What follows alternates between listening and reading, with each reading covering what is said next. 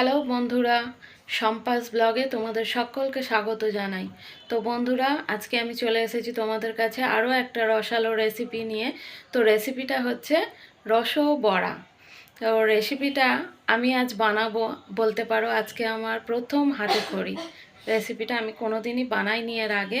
তো শাশুড়ি বানিয়েছে, আমি খেয়েছি। আজকে আমি প্রথম বানাবো।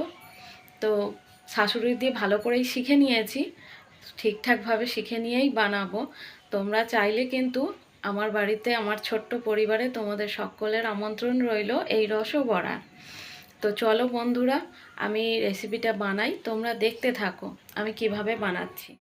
তো বন্ধুরা, দেখতেই পাচ্ছ আমি বিউলির ডাল ভিজিয়ে আগে থেকেই বেটে রেখেছি। তো এটা দেখাতে পারিনি, টাইমটা অনেক লাগে। তো আমি বেটে নিয়েছি, এবার এটাকে ফেটাতে হবে। সামান্য পরিমাণ নুন দিয়ে দিয়েছি। তো হালকা উষ্ণ একটু গরম জল করে নিয়েছি, এটাকে আমি এবার একটু ফাটিয়ে নেব। তো এটা যতটা ফেটাতে পারবে, ফেটানোটা যত পরিমাণে ভালো হবে, তো রসবড়াটা একটু নরম নরম হবে, বেশ ভালো টেস্টি খেতে হবে। ফেটানোর কাছেই এটা কাজ।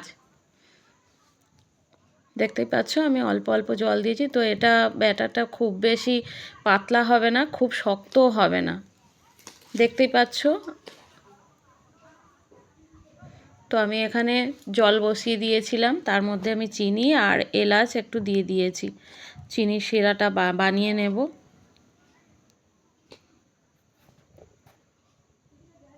দেখতেই পাচ্ছ চিনির রসটা আমার ফুটতে আরম্ভ করেছে। তো এটা বেশ একটু ফুটিয়ে চটচটের মতো করে নেব আমি। তো এটা আমার রসটা হয়ে গেছে, নামিয়ে নিলাম। তো এবার আমি কড়াই বসিয়ে নেব। কড়াই বসিয়ে দিয়েছি, তেলও দিয়ে দিয়েছি, আর একটু তেল আমি দিয়ে দেব। বেশ ডোবা ডোবা তেলে বড়াটা ভাজতে হবে। তো আমি একটু একটু করে বড়াটা ছেড়ে দিচ্ছি। দেখো, বড়াটা হয়ে আসলে তেলের ওপর বেশ ভেসে ভেসে উঠবে। গ্যাসটা আমি একটু কমিয়েই ছাড়ছি, কারণ এটা একটু আস্তে আস্তে হলে ভিতর পর্যন্ত বেশ ভালোভাবে ভাজা হবে।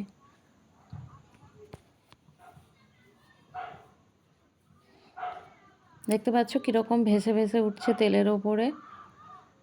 তো এটা আরও যতটা ফাটাতে পারবে আরও বেশি হালকা হবে, নরম হবে। তো দেখতেই পেলে এটা আমি বেশ লাল লাল করে ভেজে নিয়েছি, তুলে নিচ্ছি এবার। তো একইভাবে আবারও ওরকম করেই আমি বড়াগুলো ভেজে নেব। প্রথমে অল্প কিছুটা ভেজে নিয়েছি, তো একইভাবে আবার আমি ভেজে নিচ্ছি ওরকম করেই।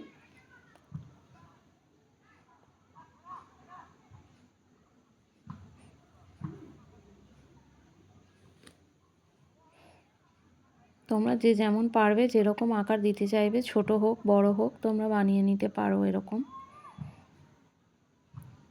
তো আমি একটু তাড়াতাড়ির জন্য একটু বড় বড় করেই করেছি বড়াগুলো। তো দেখতে পেলে আমি রসের মধ্যে দিয়ে দিলাম বড়াগুলো। তো একটু ভিজতে দেব, রসের মধ্যে ভিজে গেলে তবে ওটা আরেকটু রসে ভিজে নরম নরম হয়ে যাবে। দেখতে পাচ্ছ কেমন রসে ভেসে ভেসে রয়েছে। বন্ধুরা, তোমরা দেখতেই পেলে আমি কিভাবে রসবড়া বানালাম।